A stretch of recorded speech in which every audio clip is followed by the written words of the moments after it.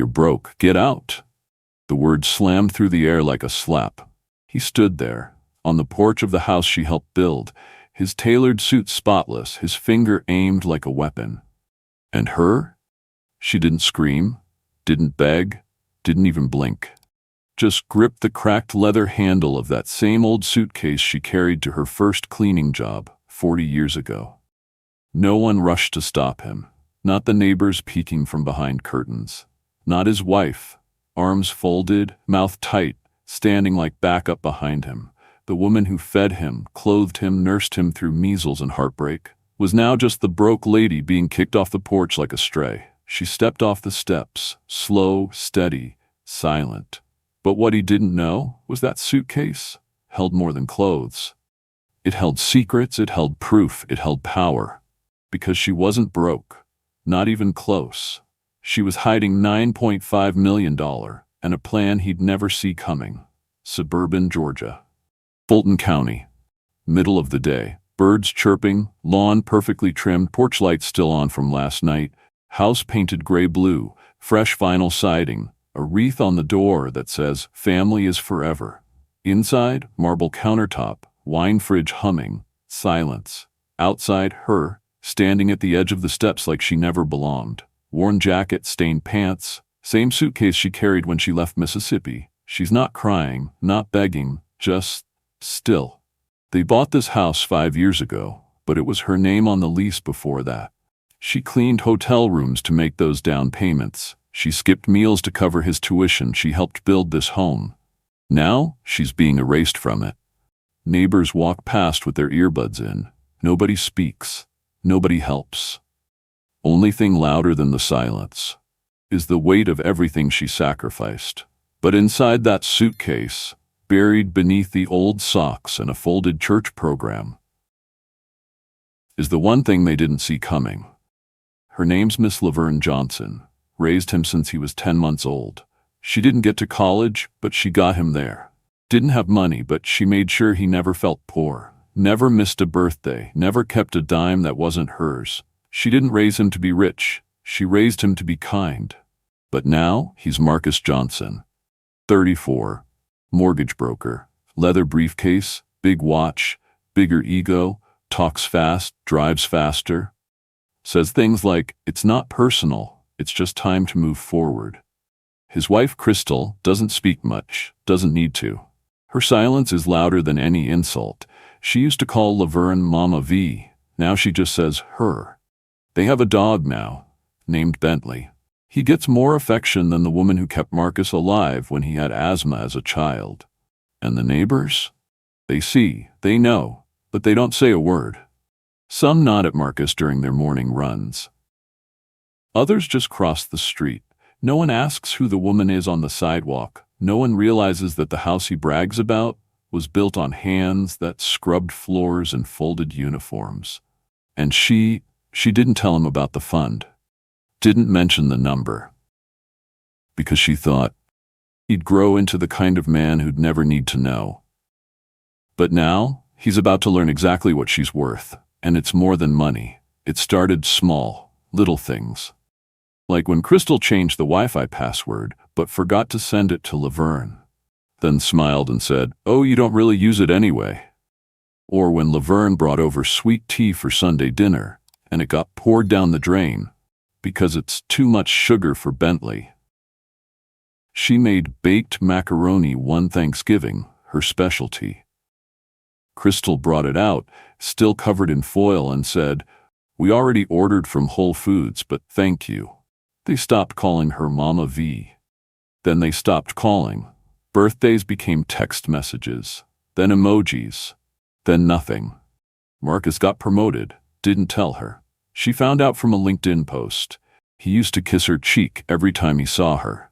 Now, he barely looks up from his phone. At the housewarming, she offered to help with dishes. Crystal said, "No offense, but the plates are real glass."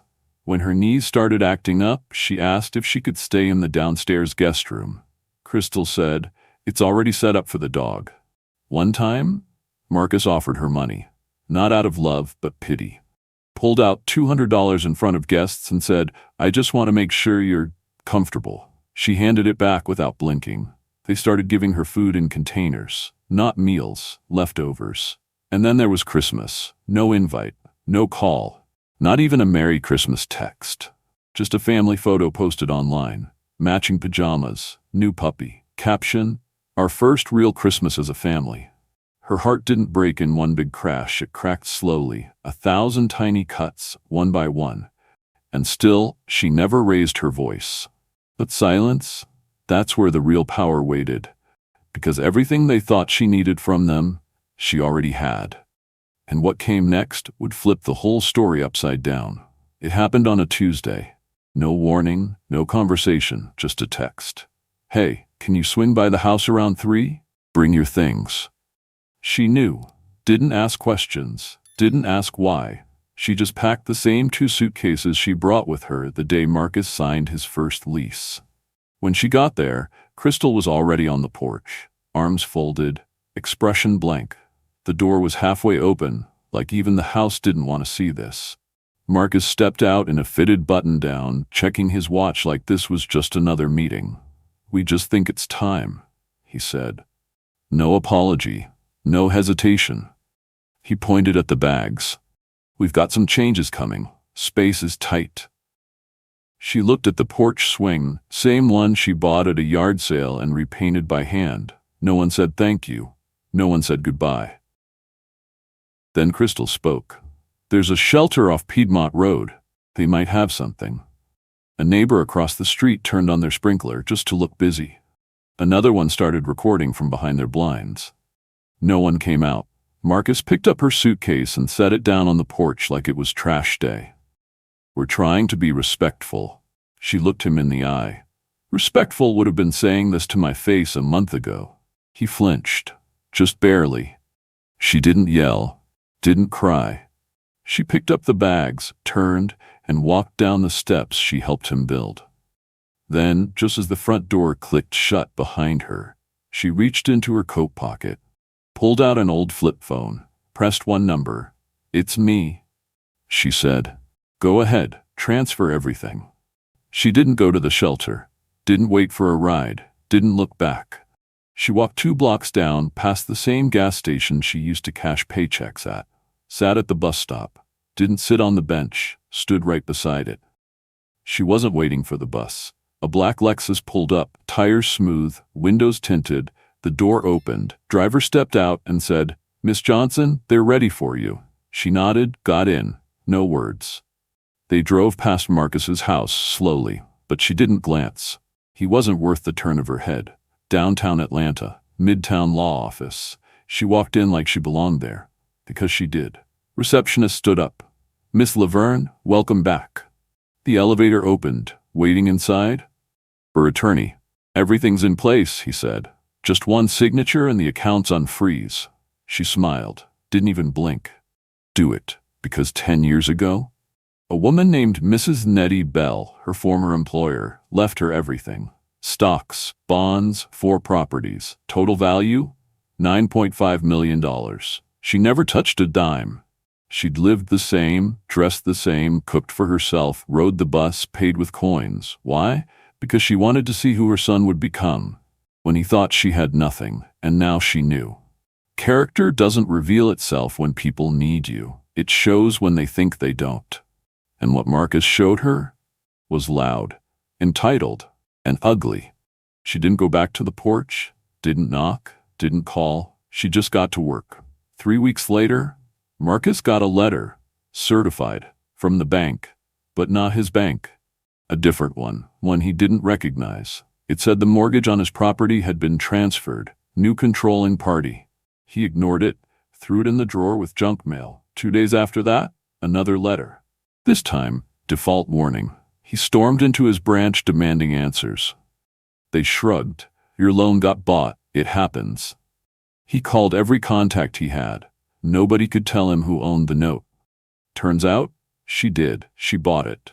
Not under her name, not directly. She used a holding company. Quiet, legal, absolute. Marcus didn't find out until a bright yellow envelope showed up. Inside, a notice.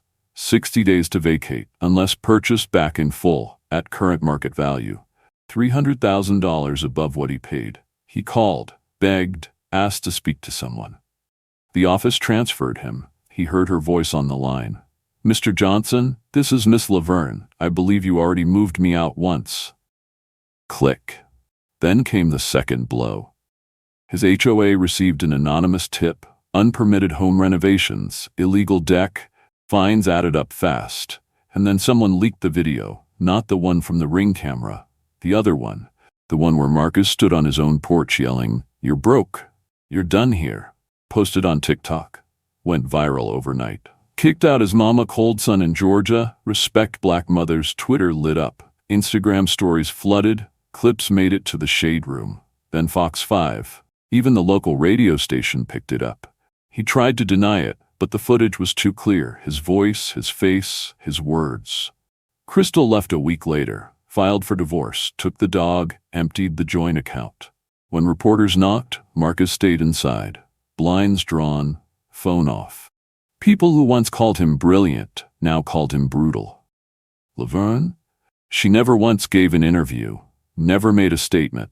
She just moved quiet. Bought a small duplex in College Park. Started a housing program for elderly Black women. Called it the second porch. She didn't tell people why. Didn't need to. Because the ones who knew, they understood. She didn't plan revenge. But karma? It came dressed in pearls and a pressed church coat. She never moved into a mansion, didn't buy a new car, didn't travel to the islands, didn't touch $1 for 6 whole months. She just kept walking. Same shoes, same stride, different direction. Her first move, she called up Miss Hattie from church, the one who'd been couch hopping since her daughter lost the lease. Paid off the daughter's back rent. Didn't say a word about it. Next, she went back to the senior center she used to volunteer at before her knees gave out, built a reading room. Stocked it with large print books, rocking chairs, and donated Kindles. Named it after her father, Henry's Corner. She didn't hold a press conference, didn't want her name on a plaque. Just told them, "Make sure folks feel human in here." She started something called the Second Porch Fund. Small grants, no applications, no red tape. If Miss Georgia at the corner store was late on light bills, paid. If a high schooler needed a prom dress, covered. If someone's groceries didn't stretch that week, checked out, bagged, and done. People didn't even know where the money came from. They just knew it came when it mattered. And the kids? The ones who used to call her the church lady with the hard peppermints? Now they called her something else. Miss Laverne, the millionaire. But she never answered to that. She still sat in the same pew every Sunday. Still drank instant coffee in the mornings. Still picked up trash off the sidewalk if she saw it. Because all she ever wanted was to feel useful, to give love, to raise someone right. She just didn't know. She'd be raising someone who'd forget how to love her back. But in the end, she didn't need headlines, didn't need payback, just peace. And she had that now. Because legacy isn't about what you leave in a will. It's about who you lift while you're still here. She never wanted recognition, just respect. If you've ever been overlooked by the very person you poured your life into, if you've ever been called a burden by the child you carried, raised, or chose to love, if someone you protected now acts like you embarrassed them, then this story, it's yours. Because Miss Laverne didn't need applause. She didn't need a statue. She just wanted to matter. And maybe you do too. Maybe you've stayed quiet, taken the hits, let things slide because you didn't want to seem dramatic.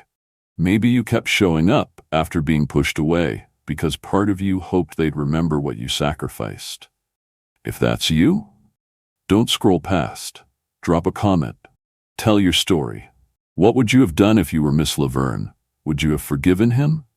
Walked away sooner? Let karma play out? I'm reading every single one, not just for views, not for the algorithm, but because there are too many Miss Lavernes out there, sitting silent, too many stories never told, too many voices still waiting to be heard. And if no one else says it, let me say it for them. You mattered. You still matter. And your silence was never weakness, it was wisdom.